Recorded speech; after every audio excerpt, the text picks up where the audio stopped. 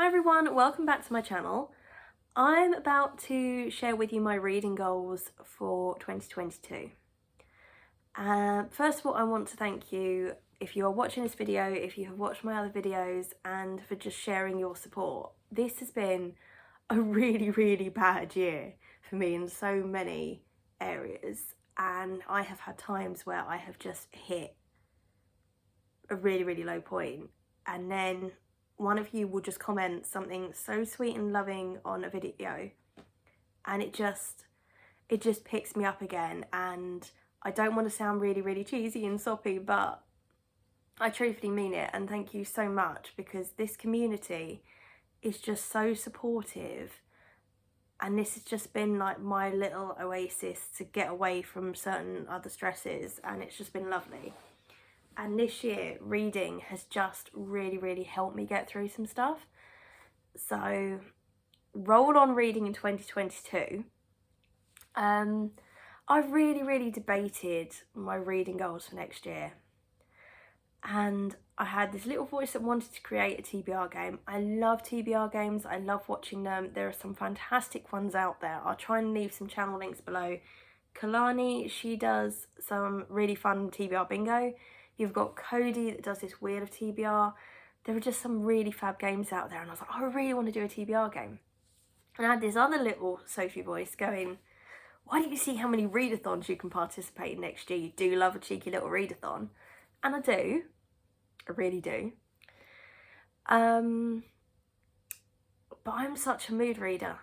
And given my weird job, some months I can read a lot and some I can't read much at all, and I just thought, I don't think either of those is going to work for me at the moment. There might be various readathons that come up, or I might have one month I fancy doing a TBR game, but I think for that to be a regular thing on my channel at the moment, I'm just not quite in the right place for it, and I don't want to start something like that and not be able to keep it up and fulfill it. So that there might be a couple of ideas that maybe we revisit through the course of the year. We'll see how things go.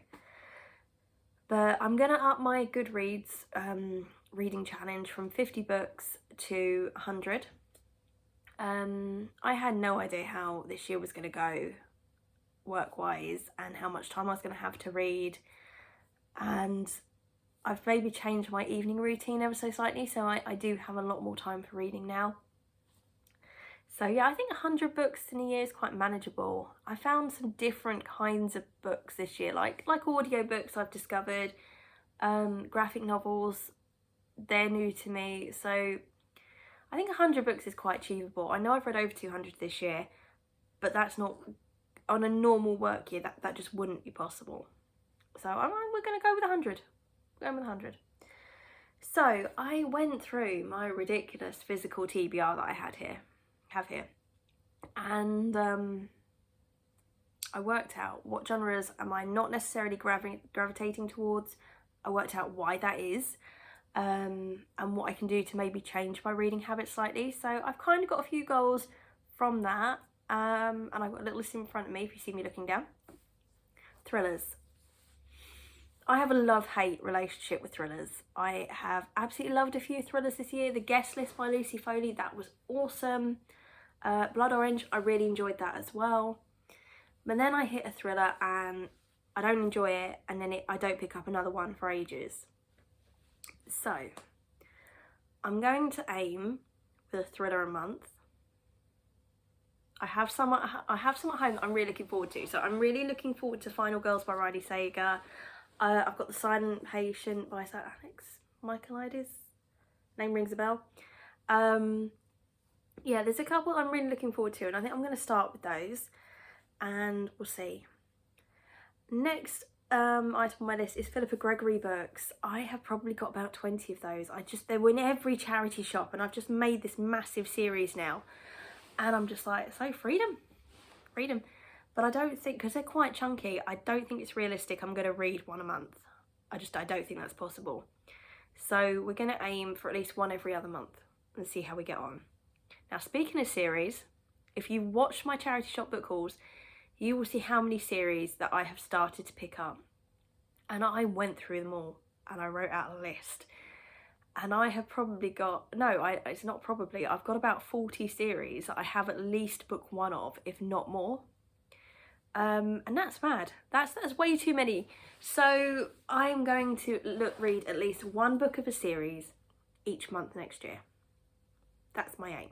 Okay, hopefully more than one. Hopefully I like binge a series and that'd be great, but if I don't, at least one. Next thing on my list is non-fiction. So I love me a non-fiction about as much as I like a fiction, but I've just collected so many now. I split them into sort of three categories. I've got loads of autobiographies and biographies that I really want to read. I've got what I call sort of general non-fiction, which might be like the history of something or just learning out about a particular topic. And then I've got the self-help ones. And I like all three categories there. So I want to be reading at least 1 or 2 non-fictions a month from the different categories. Yeah, we'll aim for 1 or 2 a month, I think, the general non-fiction variety. And it might be like an autobiography and a self-help this month. It might be like 2 general non-fiction the following month. But I like non-fiction and I want to read more of it. But this year I think I've just got so caught up in the excitement of some books that I found when I've been out and about. It's what I say, I'm a mood reader. So yeah, and maybe I haven't picked up as many as I should do, want to. There's no should here. I'm going to read what I fancy reading. Classics. Okay, I wanted to read a classic a month in 2021, and did I? Of course I did not. I just find classics really intimidating. To me, if they're called a classic, it's basically saying, Sophie, you really need to like this book because everyone else in the world does, so you have to. And I've learned that actually with this community, no, that's nonsense. I could hate Jane Austen and that'd be okay. And I'm not saying I do, I've never read one of her books. But, you know, I'm learning that booktube's been very interesting because you have a book and then everyone reads it. And somebody might not like it. Everyone might give it 5 stars. There'll be one person that doesn't like it. And you could tell they're nervous about telling you that. But we're such a supportive community on here. It's fine. Okay, I'll take The House of the Cerulean Sea. Most booktubers I've seen 5 out of 5 stars. And I really loved the book. I gave it 5 out of 5 as well. And I saw a couple of people put up reviews and just go, look, do you know what? It just wasn't for me. But you could tell they were really nervous about saying it. And I was just like, so what? It doesn't matter. I still absolutely love your videos. We haven't all got the same taste in books. And that's really, really fine. You know, we don't judge each other for like not liking like my favourite book. I think that's great. And that was one of the things when I started this channel that I was really nervous about, that I was going to be judged if I didn't like a book that everyone else loved. And I've learned that that's actually not a thing here. So that was one of the things that was putting me off reading these classics in case I just like didn't understand them or I just couldn't get to grips with them. But I don't have that weight anymore. So I am going to try and read classic every month, or should I say every other month? I think we'll go every other month. But I don't have that whole now feeling of if I don't like it, then everyone's going to be on my back. So yeah, bring it on. Bring it on. We're doing it. We're doing it. Right, next on my list is the Stephen King books. If you've seen my videos again, you'd have seen how excited I get when I see a Stephen King in the charity shop. And it's almost like, throw everything else out, give me this book. Have I been reading them? No. And I think, to be honest, it's the chunkiness of the books that have been putting me off, because the ones that I have read, I've really, really enjoyed. So we're going to aim for 3 to 4 Stephen Kings next year. That's like 1 a quarter. I should be able to do that. I'm really excited to read the ones that I've got. So I just need to suck it up and read them. Yeah, we're doing it. Next thing I've got on my list is mystery books. So as soon as I see MC Beaton or Agatha Christie or anything like that, I've just been picking up these mystery books. I have so many mystery books. Have I read a single one? No. But I'm very excited to own them. So it's like, so for next year, seriously, you're gonna read 1 a month, or you're gonna read 12 during the course of the year. So it might be 1 month I binge them, I don't know, but I'm gonna read these mystery books because I'm excited to read them. I want to read them. I bought them for a reason. I just don't pick them up. And the thing is, they're normally pretty short. They're normally only about 200 pages, so why not? Why? Jacqueline Wilson books. This one is because I've had a love-hate with some of her books, and I just picked up so many charity shop. I genuinely probably have about 30 Jacqueline Wilson books sat unread upstairs. So I want to read them. But this is where I maybe have come across, I've read a couple of good ones, and I've come across a book and it's been a bit problematic. And there was one that really bothered me because it seemed to be a bit fat shamey, and then it put me off reading them after that. And then when I did pick one up, it was like really good, and I'm like, oh great, and I'll read a couple more, and then I hit one that maybe I found a little bit problematic. So that's kind of put me off a bit, but I've read more good than I have not so good. So we're going to read more Jacqueline Wilson, okay? And they're normally pretty short, so we're doing it. The last thing I've got on my book is middle grade and YA. And these are two genres that I never thought this time last year I would be picking up much, because I didn't feel that I'd appreciate a book written for someone younger than me. Absolute nonsense. I bloody love me a middle grade, and I bloody love me a YA.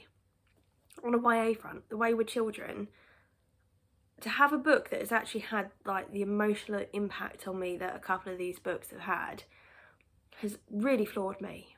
It really, really has.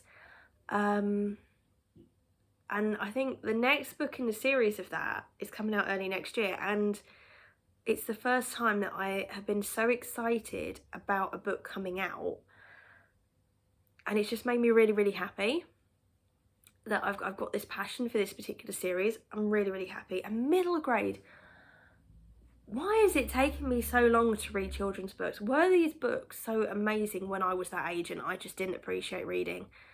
I just read some awesome ones this year. I mean, Rainbow Grey is one that I've read recently, and I really loved that. It was a fun afternoon listening to this audiobook, and I'm really excited about the next one now. But I've been on NetGalley, and I've been accepted for some awesome middle grades I can't wait to share with you that are coming out next year. It's really, really exciting. So yes, the middle grade and YA, they're genres that I want to just keep reading next year, because it's just a bit of escapism. It's a bit of light and fluffy, and particularly the middle grade. With the YA, I think I've read some books now that maybe would have been helpful when I was that age, sort of like learning about different sexualities and things. I mean, I went to a convent girls' school, so that wasn't something that was really discussed. But there's also books with the representation of people that are suffering mental health problems, and I think having gone through depression and anxiety in that school, reading a book with someone of that age group that was going through that as well would have been really helpful. So I'm just loving the books that I'm coming across at the moment, and I just can't wait for another awesome reading year next year. So thank you again for being so awesome. I really do appreciate it. It's actually meant really an awful lot to me. To be able to sit here and talk to you now based on how I was maybe feeling even just a few months ago is really, really great. And yeah, I hope you all have a wonderful festive season. If I don't talk to you before now, I will try and upload another video between now and Christmas. But if I don't, have an awesome festive period. Whatever you do, whether you celebrate the holidays or not, have a great week or so, and I'll speak to you soon.